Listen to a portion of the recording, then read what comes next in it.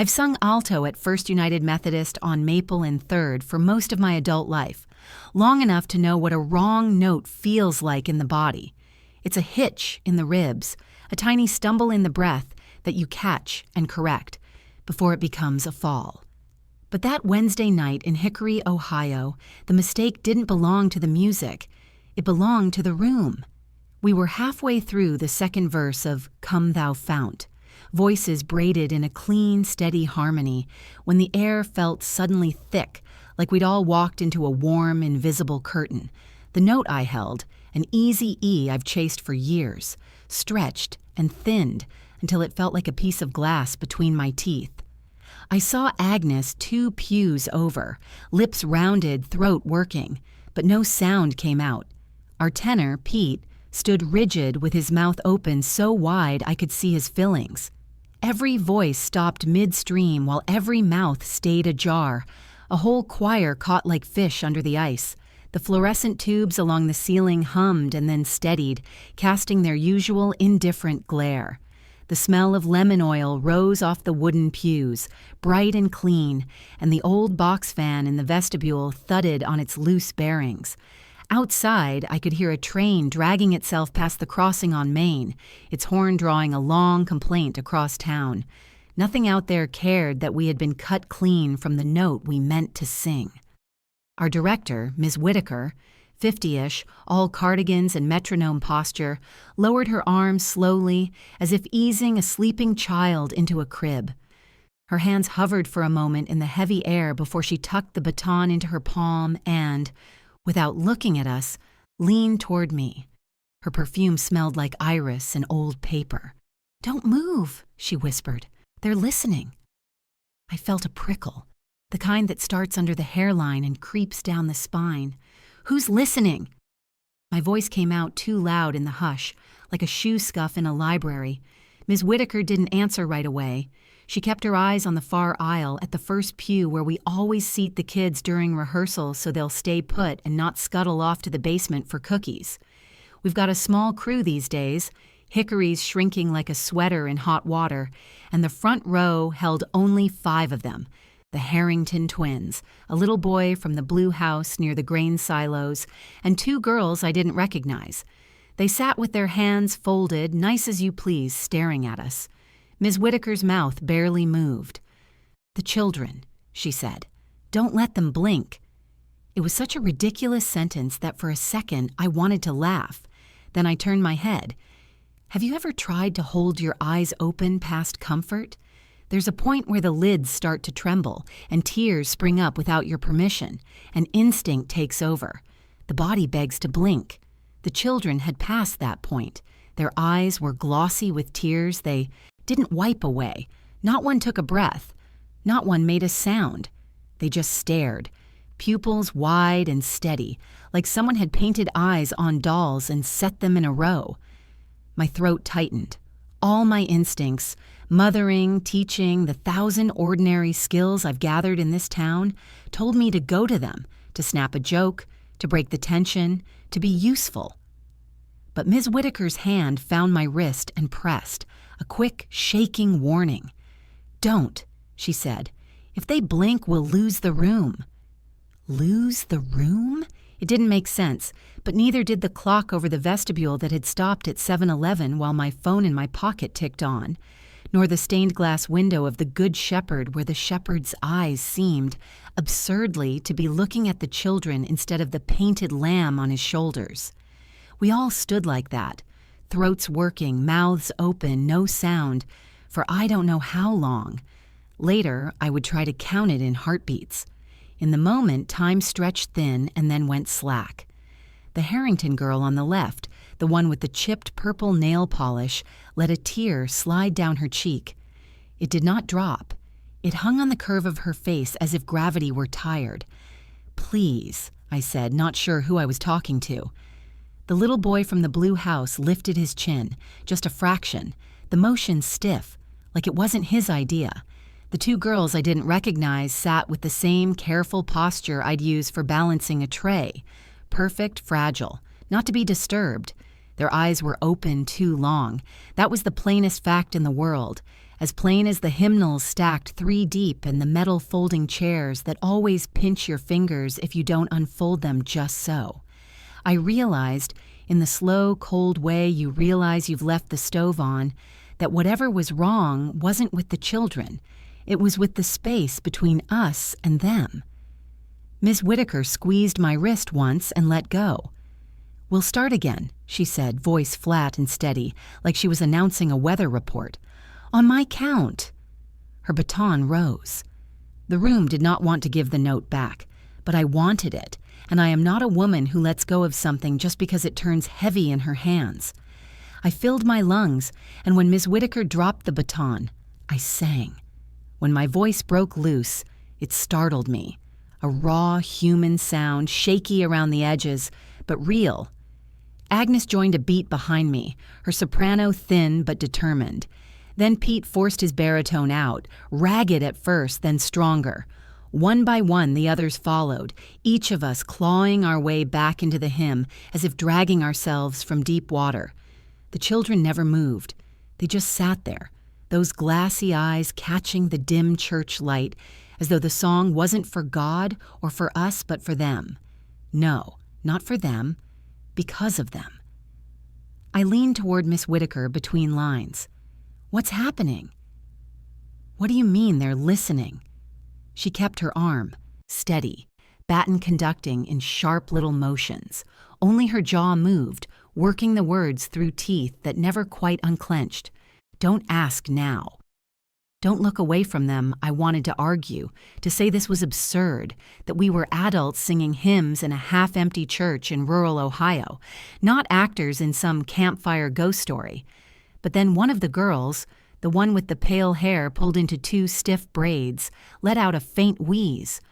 I thought it was a breath, but no chest rose, no lips parted. The sound seemed to leak straight out of her wide eyes, a hiss of air escaping a crack in the glass. The note in my throat nearly died. I forced it back, let it scrape my lungs raw if it had to. The others pushed too, the harmony warping under the strain. "Them," I whispered again, desperate for sense. Finally, Miss Whitaker said it. "The children. Don't let them blink." I thought she was losing her mind. But when I looked at that first pew again, my laughter dried up.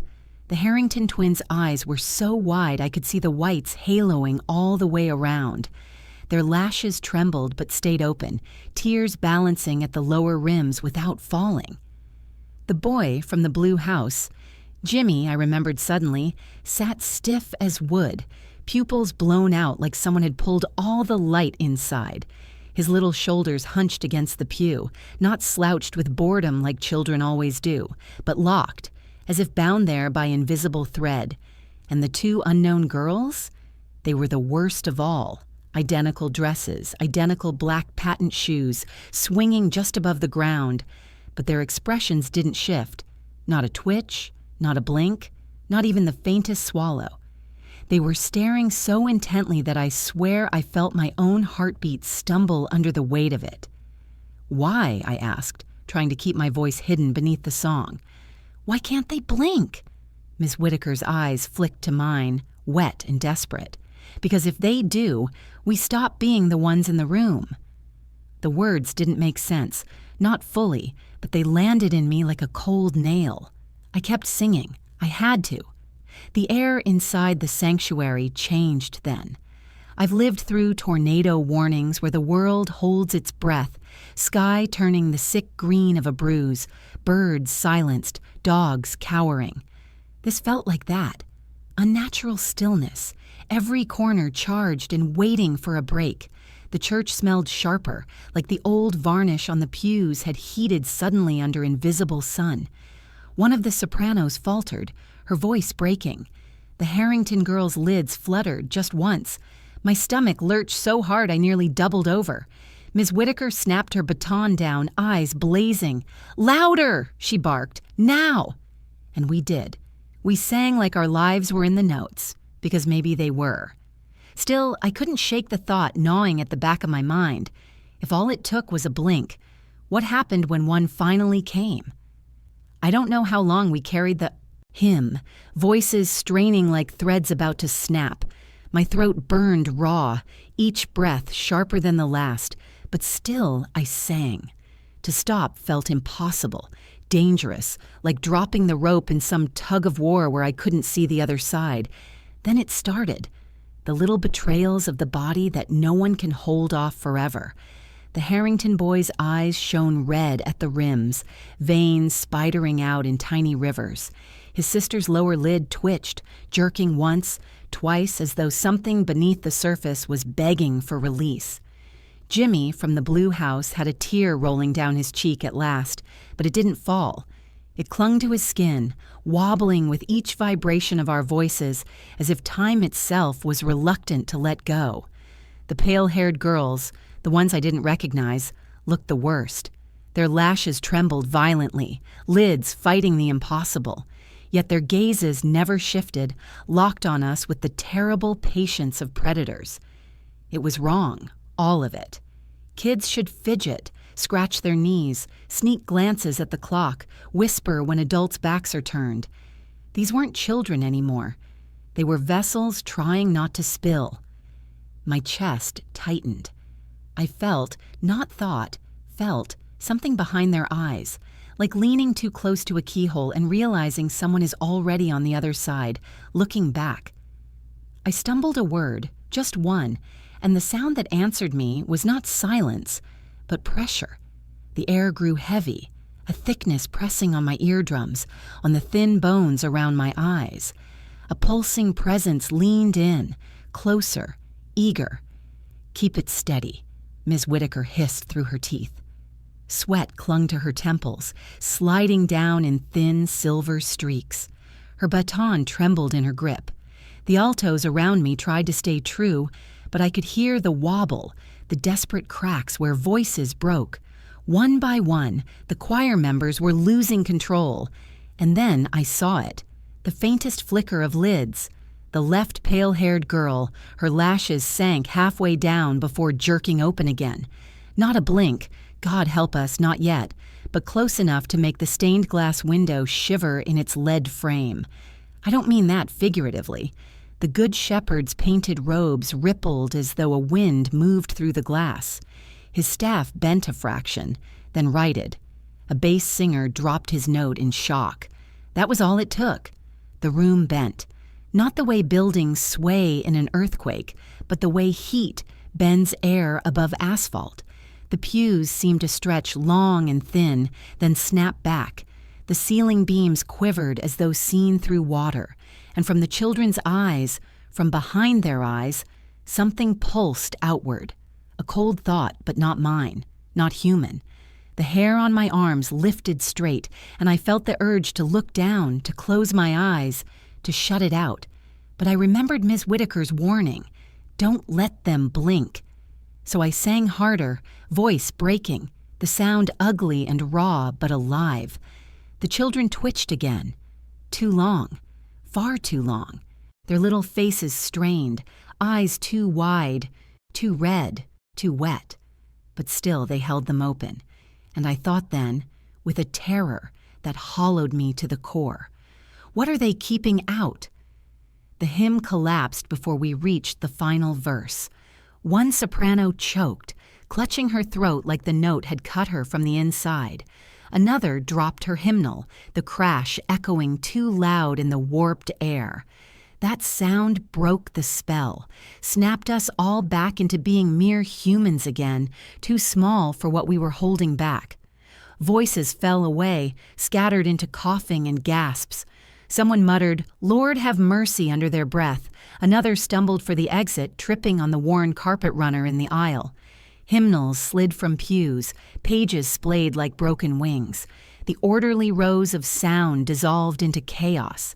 I wanted to follow them, to run too, but my feet stuck to the old oak floor. My pulse thundered in my ears, drowning out the shuffle of fleeing shoes. Ms. Whitaker didn't move. She stood with her baton lowered, her knuckles white around the slender stick. Her eyes never left the front pew. "Don't turn your back," she said, voice low but sharp as cut glass. The children remained, perfect, upright, their lashes quivering on the brink. That moment stretched, unbearable. The Harrington boy's tears finally fell, streaking down his freckled cheeks, yet his stare didn't break. Not once. The choir was gone now, doors banging shut as they fled into the humid Ohio night. Only Ms. Whitaker and I remained in the sanctuary, two women too afraid of what we might see if we moved. Then it happened. One of the pale-haired girl's lips moved. Just a twitch at first, then words formed silently. Her throat didn't work, no sound carried, but I swear on my mother's grave those syllables crawled straight into my head. I couldn't make out every word, like hearing speech through water, but one line cut through clear as a bell. Not yet. The room tilted. I gripped the pew in front of me until my nails bit the varnish. Did you hear? Yes. Ms. Whitaker's whisper was ragged. Her chest heaved like she'd run miles. It's never out loud. Always inside, always. The way she said it, like this wasn't the first time, chilled me worse than the words themselves. The girl's mouth closed. Her eyes stayed wide, wet, gleaming like two polished stones. Something moved through the air between us and them. Not a shape, not even a shadow, but a thickness. Like when you walk past an open oven and the heat bends your breath, except this was cold. Bitter cold. I staggered back a step and Ms. Whitaker grabbed my sleeve. "Don't break," she hissed. "They want us to." The children held, unblinking, and for the first time I thought I saw what lay behind their gaze. Not faces, not children. Something vast pressing against the thin glass of their eyes, trying so patiently to look out. Then, just as suddenly, the moment snapped. The lights flickered once, twice. The clock above the vestibule ticked again, its hands lurching forward from 7:11 to 7:12. The air thinned, the weight lifting. The children blinked, all at once, and it was ordinary. Just kids rubbing their faces, yawning, blinking like nothing had happened. The Harrington twins whispered to each other. Jimmy swung his legs. The pale-haired girls smoothed their identical skirts. I realized my throat was raw, my hands numb from gripping the pew. Ms. Whitaker lowered her head, shoulders sagging. "That's enough for tonight," she said, voice hoarse. I wanted to ask questions, to demand answers, but the words caught behind my teeth. My body only knew one thing: to get outside, into air that wasn't shared with them. As I left, I glanced back at the front pew. One of the pale-haired girls was still staring at me, her face blank, lashes damp. Her lips didn't move this time, but in the hollow place inside my skull, I heard it again. Not yet. The cicadas were loud that night, their buzzing rising and falling like waves against the silence I carried home from the church. Hickory was the kind of town that rolled up its sidewalks by 8, but I saw porch lights flick on as neighbors noticed the choir dispersing early. Someone even asked, "Practice done already?" I just lifted a hand and kept walking. My throat was raw, and the only words rattling in me were ones I didn't dare spill on a dark street. My house sits 3 blocks from the church, white siding, chain-link fence, the kind of yard you mow in neat rows on Saturday mornings. Familiar, safe, or it used to be. I locked the door behind me that night with shaking fingers. The kitchen clock ticked steady, the fridge hummed, normal things. And still, every shadow in the room leaned long, as though they knew I'd heard something I wasn't supposed to. I didn't sleep. I kept seeing the children's eyes, wide and glassy, lashes trembling under impossible strain, and that whisper, the way it hadn't been sound at all, but a thought that didn't belong to me. Not yet. By morning, I needed answers. I started at the diner. It's the kind of place where the coffee tastes like it's been boiling since 1973, and the same 5 men play checkers by the window every morning. Folks there know things, or think they do, and I figured I'd sift truth from gossip later. "Choir let out early last night," old Mr. Ferguson remarked as soon as I slid into a booth. He was nearly 80, thin as a rail, but his eyes were sharp. Whole group came spilling out like there was a fire. "There wasn't a fire," I said, maybe too quickly. He squinted. "Didn't say there was." Then he leaned in, lowering his voice. "You saw it, didn't you?" My skin prickled. Saw what? He tapped his temple with one crooked finger. The way their eyes don't shut. My mama used to warn me about that back in the 40s.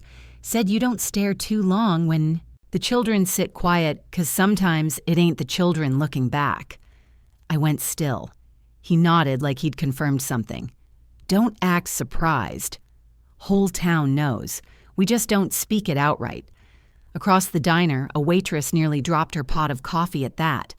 "Mr. Ferguson, don't go filling her head," she scolded. Then softer to me, "You mind your own, hun." That church has its ways. That should have been the end of it. I should have sipped my bitter coffee, let the conversation wash off me like summer rain. But the words had teeth. On the way home, I stopped at Mrs. Hale's place. She's lived here longer than anyone, her porch stacked with old milk crates full of yellowed newspapers. I asked her, casual as I could, if she remembered anything strange about choir practices. Her smile faltered. "Why you asking that, dear?" I saw something." For a long moment she studied me. Then she sighed, the sound full of gravel and years. "We don't pry. Not unless we're ready for what comes with knowing. That's the rule here. Always has been. What comes with it?" Her eyes watered. She shook her head. "They notice when you notice. That's all I'll say." And she shut her door gently, like she was afraid even the air might hear. I walked home in the heat, streets shimmering, cicadas buzzing louder than seemed natural. Every porch light, every curtain twitch felt like eyes, and all I could think about was that whisper threading itself through the marrow of me. Not yet. That night, I told myself I'd go to bed early, let exhaustion hammer me into something resembling rest. But the house didn't settle the way it usually does. The air felt charged, as if a thunderstorm hovered just beyond the horizon. The refrigerator's hum seemed louder. The floorboards creaked even when I stayed still. I checked the locks twice, then a third time, then sat on the edge of the bed staring at the shadowed hallway until my eyes watered. Sleep didn't come easy. When it did, it came sideways. I was back in the sanctuary, but the pews stretched longer than they should have, fading into black distance. The air smelled of lemon oil and dust, thick enough to choke. The choir wasn't there, only the children, rows upon rows of them, more than Hickory has ever had in its whole school district. They all sat rigid, eyes pried open, glinting like polished stones in the half-light. I tried to sing because that's what Ms. Whitaker had taught us to do, but no sound left my mouth. My throat worked, my chest ached, but I was silent. Then I realized my lips weren't moving.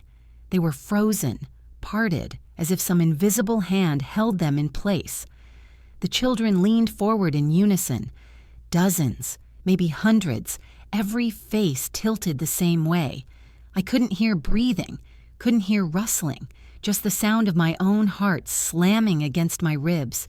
One of them, the pale-haired girl from the first, Pew, rose slowly, her shoes not tapping against the floor. She drifted more than walked. She came close enough that I could see the red veins spidering through her eyes, the gloss of tears that refused to fall. She opened her mouth. My voice came out. Not yet. I woke gasping, clawing at my throat. The room was dark, heavy with summer heat. I could hear the ceiling fan rattling above me, slow and uneven. I pressed my palm flat against my chest until my heartbeat stopped galloping. I got up, shaky, and stumbled into the bathroom. The mirror over the sink caught me. Sweat-matted hair, wide eyes, skin pale under the harsh bulb. I leaned close, bracing my hands against the counter, and then my reflection didn't blink. Not once. I stared, waiting, daring my eyes to close. And yet the face in the mirror only stared back, lids trembling but never falling. Tears brimmed, welled, clung to my cheeks, but my reflection held them there, unspilled. I staggered back, knocking a comb into the sink with a clatter. My eyes shut on instinct at the noise. Reflex, blessed reflex. And when I opened them again, the mirror face blinked too. just a normal reflection again. I sat on the cool bathroom tile until dawn. The cicadas outside slowed and hushed with the morning light, but their silence felt less like peace and more like waiting. I didn't go to work the next morning, didn't even bother with coffee. My hands were trembling too badly to hold the pot steady, and the thought of another restless night spent arguing with my own reflection made me feel raw, brittle. By 9, I was on the church steps. The July heat hadn't even settled yet, and already sweat ran down the back of my neck. The old brick walls seemed to radiate more than sunlight. They radiated memory, too, and every time I glanced at the sanctuary doors, I swore I could still feel that thick, watchful air pushing at my lungs. Inside, I found Miss Whitaker at the piano, tapping out chords with stiff fingers. She jumped when she saw me. The keys clanged ugly as her hand slipped. "You shouldn't be here," she said. Her cardigan was buttoned crooked, and she looked like she hadn't slept either. I shut the door behind me. The thud echoed too loud. "I need to know what happened last night." "You don't," she snapped. "Trust me." But I pressed on. "The children. What are they?"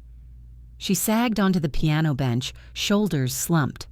For a long time, she said nothing. The ceiling fan spun slow above us, stirring the smell of old hymnals and lemon polish. I could hear the faint rattle of cicadas through the stained glass windows. Finally, she whispered, "They aren't ours." The words froze me. "What do you mean?" Her eyes darted toward the front pew, empty now but looming all the same. Every few years they show up.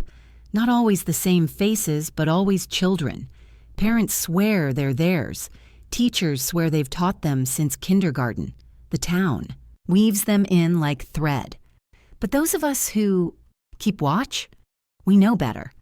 I gripped the pew nearest me, wood biting into my palm. "Better how?" Her voice shook. "They're borrowed bodies. Placeholders. And what's behind them doesn't belong here." A memory flashed. Those eyes, red-rimmed, too wide, holding back some vast presence pressing to get through. My throat went dry. "Why the choir?" I asked. "Why us?" "Because singing holds them." Ms. Whitaker's hands trembled against her lap. "The rhythm, the harmony, it keeps whatever is inside from stepping out. It's like a lullaby, I suppose, a fragile one. If they blink, even once during the holding, the lullaby breaks." Her gaze lifted, pinning me. "You felt it, didn't you?" The room bending, I nodded before I realized I was doing it. She leaned closer, her whisper sharp as a knife. That was them pressing through. The sanctuary groaned with the weight of silence. I could hear my own heartbeat faster than I wanted. I tried to steady myself. "So what happens if they blink?" Her face drained of color. "Then it's no longer us in the room." The meaning of those words cut deep, cold as cellar air. I swallowed hard. Why me? Why tell me now? Her hands clenched, knuckles bone white. "Because you stayed. You didn't run like the others. That makes you part of it now, whether you want to be or not." The fan overhead creaked, one blade clicking louder than the rest. I suddenly felt like we were being listened to, like the sanctuary itself was waiting for me to answer. But I had none. I left without speaking, the door's echo following me down the empty street. And all the while, I could still feel the weight of that warning pressing into me. If they blink, we stop being the ones in the room. By Sunday morning, the whole town had gathered. That wasn't unusual. First United was Hickory's backbone, the kind of place where potlucks doubled as town hall meetings and funerals turned into reunions. But I felt the difference the moment I stepped through the door. The sanctuary was full. Every pew groaned with weight. Fans waved lazily in parishioners' hands. Babies fussed against their mothers' chests. But the air was wrong, thick, expectant, as if the building itself knew something would break before noon. And then I saw them. The children sat in the front pew, just as they had Wednesday. The Harrington twins in matching plaid, Jimmy with his cowlick plastered down, the two pale-haired girls in their identical patent shoes. Their posture was perfect, their eyes bright. No fidgeting, no whispers, just stillness. The choir filed into the loft, robes swishing. I followed, heart hammering. Ms. Whitaker's baton was clenched so tightly in her hand that I wondered if it might snap. She didn't look at me, but I felt her fear like heat rising off a stove. Pastor Green cleared his throat, flipping through his notes. His voice carried, soft but steady. "This morning, we open with a hymn of praise." He gave the nod. Miss Whitaker raised her arms. The organ swelled. We began to sing. At first it was ordinary, voices braided, notes blending. But then I heard it, something beneath us. Another layer, low and resonant, as though the church itself had found a voice. It vibrated in my ribs, shook the dust from the rafters. I scanned the pews. The congregation sang with us, but their mouths didn't match the sound. No one seemed to notice, except me. The children sang too, but not like children. Their small bodies stayed stiff, lips barely parted, yet their voices carried with a weight far older than any hymn. I swear I heard chords our organ couldn't make, tones that scraped along the bones behind my ears. The song changed. We didn't decide it. The music turned of its own accord.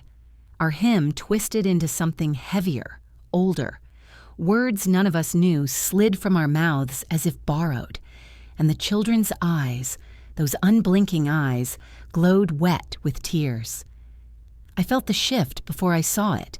The sanctuary bent again, just as it had at practice. The wooden beams stretched long and thin, the stained glass wavered. The painted shepherd's face flickered, not kind now, but solemn, as though bracing for what was coming. Then it happened. One of the twins faltered. His lashes flickered once, twice. A blink, nearly complete. The air cracked. Light stuttered, flickering between morning brightness and something else, something dim and sour, as though we'd slipped sideways into a place where the sun didn't belong. Gasps rippled through the congregation. Some clutched their Bibles. Some just froze. They could feel it too now, the press of something vast leaning close. Miss Whitaker's baton slashed through the air, her eyes wild. "Sing!" she shouted, voice breaking. We obeyed. We sang with the desperation of drowning souls, dragging the hymn louder, stronger, ragged, but relentless. The congregation joined in, some out of faith, some out of raw fear. The sound shook the walls, rattled the very nails. The boy's eyes snapped wide again, tears spilling freely down his face. The pressure eased, but only a little. I kept singing even as my throat tore, even as my vision blurred, because I understood now the hymn wasn't praise, it was containment. And if even one child blinked again, we would lose the room. By Monday, I couldn't pretend it belonged only to the church anymore. Whatever had pressed against us in the sanctuary had followed me home, slipped into the folds of my ordinary life like it owned the place. It started subtle. At the grocery store, Mrs. Calhoun, who's worked the register since I was a girl, froze halfway through ringing up my bread. Her mouth stayed open, mid-sentence. "How's your—" But the rest never came. She just stared at me, eyes wide, unblinking.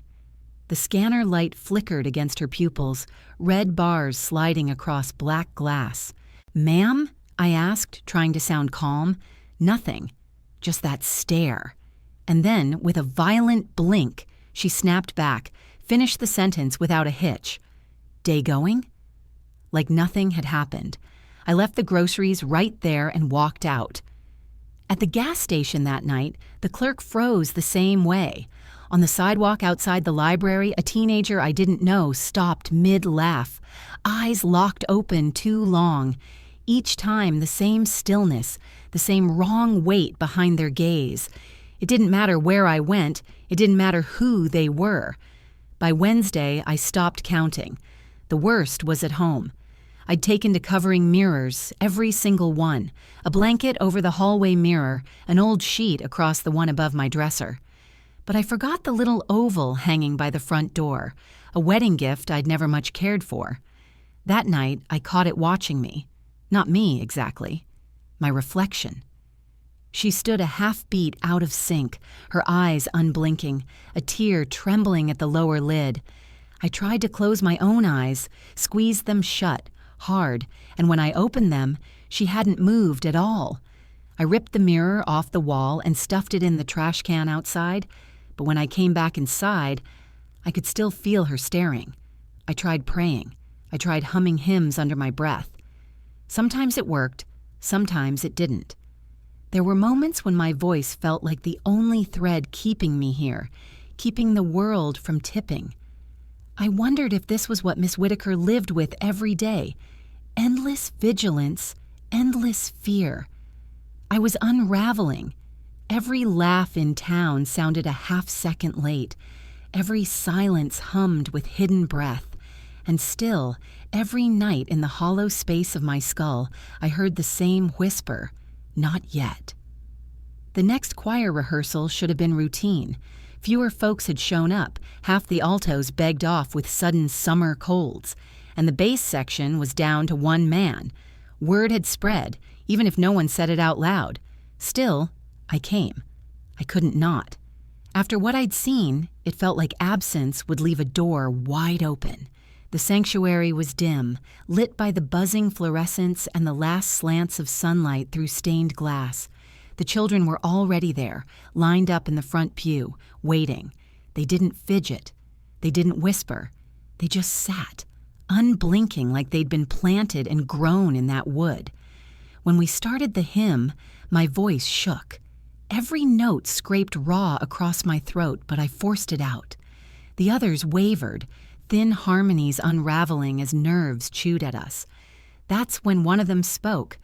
I don't mean with lips, I mean straight into me. A pale-haired girl, second from the left. She turned her head slow, deliberate, until her eyes locked on mine. And then the whisper rose, cutting through the hymn, threading itself into my mind like it had been waiting. "You're next," I staggered. My note broke in half. No one else seemed to hear it. The sopranos kept pushing. Whitaker's baton slashed steady in the air, but I knew. My knees buckled against the pew. The girl didn't blink. Her stare bored into me, wide and glossy. The edges of the sanctuary warped, beams stretching, shadows bending inward.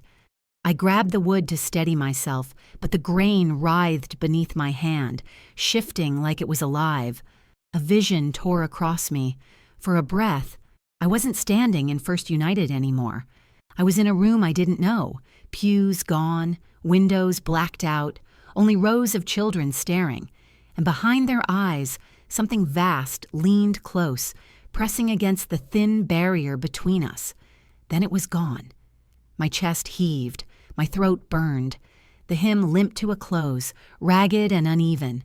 Ms. Whitaker lowered her arms, sweat slick on her temples. She glanced at me, eyes hollow, like she'd seen too much already. But the children? They sat perfectly still, lashes quivering but never falling. I couldn't take it anymore. I left before Miss Whitaker could stop me, hymnals clattering to the floor in my wake. Outside, the night air wrapped me in heavy heat, cicadas droning like static. My heart still pounded, that whisper echoing in the hollow places of my skull. "You're next." Not a warning, not a threat, a certainty. And for the first time since this all began, I believed it. I didn't go home after rehearsal. Couldn't. My house no longer felt like a refuge. Too many mirrors, too many corners where silence thickened. Instead, I found myself circling back to the church, parking behind the fellowship hall where the security light flickered weakly. The building was dark. No one locked the basement door anymore. It stuck from humidity, so it wasn't hard to slip inside. The air smelled of mildew and dust, that old cement scent of 100 covered dish suppers and forgotten Sunday school projects. I carried a flashlight. its beam cut across stacked folding chairs, boxes of hymnals gone out of print, crates of old vacation Bible school decorations, and then, tucked in the far corner, a metal filing cabinet dented and rusting. The drawers groaned when I pulled them open. Inside, folders brittle with age, church bulletins yellowed like parchment, photographs in black and white. I thumbed through them with shaking hands. The first photo stopped me cold. It was a choir picture from 1952. Black robes, familiar faces, though decades younger. But front row, there they were, children. The same Harrington twins, their hair combed neat, Jimmy with the same stubborn cowlick, and the pale-haired girl's patent shoes gleaming. I nearly dropped the photo. It didn't make sense. Those children had been sitting in our pews just this week, blinking back tears like they were flesh and blood. Yet here they were, 70 years ago, looking no older. I rifled through more folders, frantic. 1968. The choir, smaller this time, but the children still sat in the front row, unchanged. 1969. Another choir photo, hairsprayed perms, polyester, suits same children, the same pale stares. 1970, digital print now, sharper resolution, the congregation grinning, arms around each other, and those same children still in the front row, identical. My breath came shallow. My flashlight shook, the beam jittering across the cement. Tucked in one folder was a handwritten note, ink faded but still legible. The handwriting was neat, deliberate. Never let them close their eyes. The song is the only thing that holds them. If they blink, it will not be us left in the room. The words felt heavier than paper. I thought about Miss Whitaker's haggard face, the way she'd said they aren't ours, about the way my own reflection had stared back too long, the way strangers in town froze mid-sentence. The children weren't children. They never had been. They were vessels, and the choir wasn't about praise. It was a cage. I backed away, clutching the photo from 1952 to my chest, like proof, like a weapon. The basement walls felt too close, the air too thick. I shoved the files back into the cabinet, slammed it shut. The sound rang out like a gunshot. That's when I heard it. A soft voice not echoing in the basement but inside my head, threading through bone. Not yet. The flashlight flickered, dimmed, and for the first time I wasn't sure if they were promising or warning. The basement air clung to me long after I left it, damp and cold, as if I'd carried a cellar's breath in my lungs. By Friday night, when Ms. Whitaker called an emergency rehearsal, I already knew what it meant. Something had shifted. She didn't say it over the phone, just, "We need you here." Tonight, when I arrived, the sanctuary was stripped bare. No congregation, no parishioners filling pews with fans and Bibles, just us. The thinned-down choir, Miss Whitaker, and the children waiting in their front-row seats. The overhead lights hummed, bathing the room in a pale, unforgiving glow. Every hymn book had been pulled from the racks, left stacked at the back like even words weren't safe anymore. Miss Whitaker raised her baton. Her hand shook.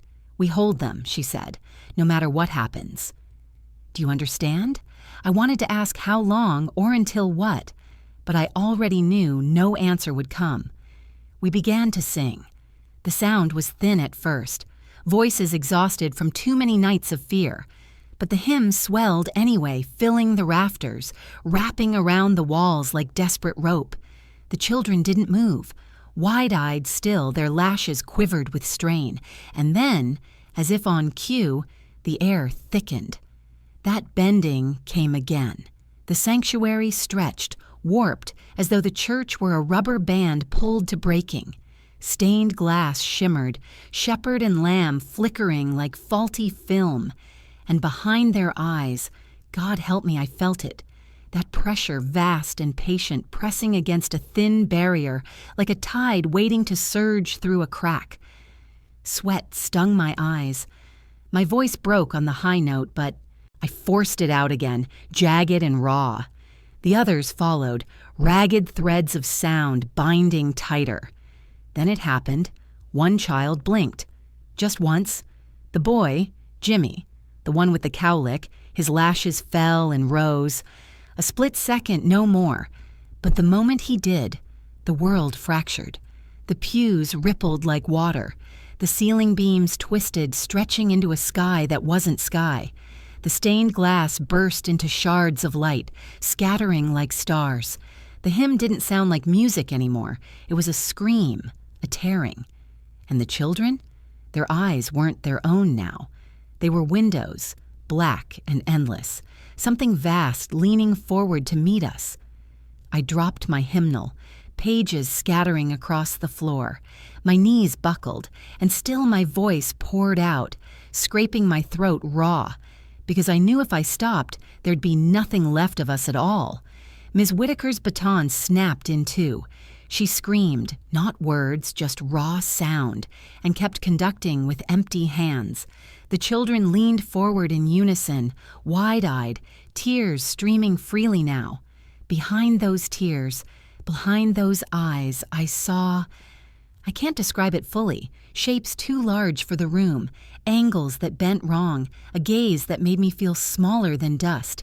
My lungs seized, my vision tunneled, but I sang, and then suddenly it stopped. The air snapped back. The stained glass reassembled. The pews were pews again. The children blinked, one after another, casual, ordinary. Jimmy rubbed his eyes like a boy too tired to stay awake. The pale-haired girls straightened their skirts. The Harrington twins whispered. And the rest of the choir? We were wrecked. Voices gone, knees weak, sweat soaking through our robes. Ms. Whitaker collapsed onto the nearest pew, face gray as ash. The sanctuary was still again. Too still.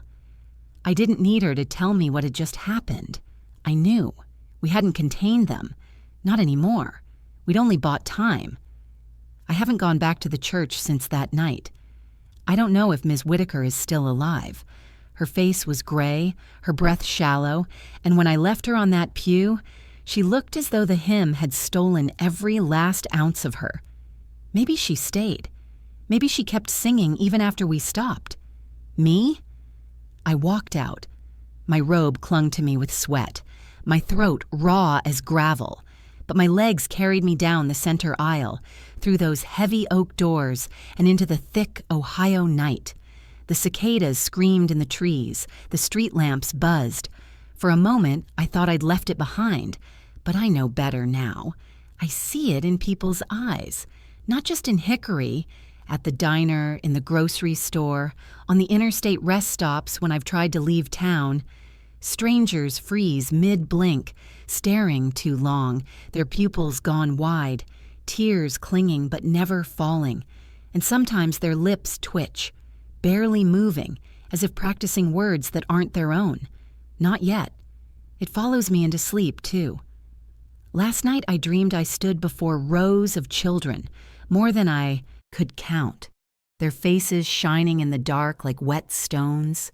They leaned forward as one, and behind their eyes I felt it again, the tide pressing, patient, endless. I woke with the sheets damp and twisted around me, my voice hoarse from singing words I didn't recognize. I don't know if writing this will help or if it will damn me quicker, maybe both, but I need someone, anyone, to understand. If you ever walk into a small-town church and see the children in the front pew, sitting too still, eyes too wide, don't look away. Don't close your own eyes. And whatever you do, don't let them blink. Because if they do, it won't be you left in the room. And if you hear singing in the dark, know this: it isn't worship. It's a cage rattling, the bars thinning with every note. I don't know how much longer we have. Maybe I'm already gone. Maybe you're next.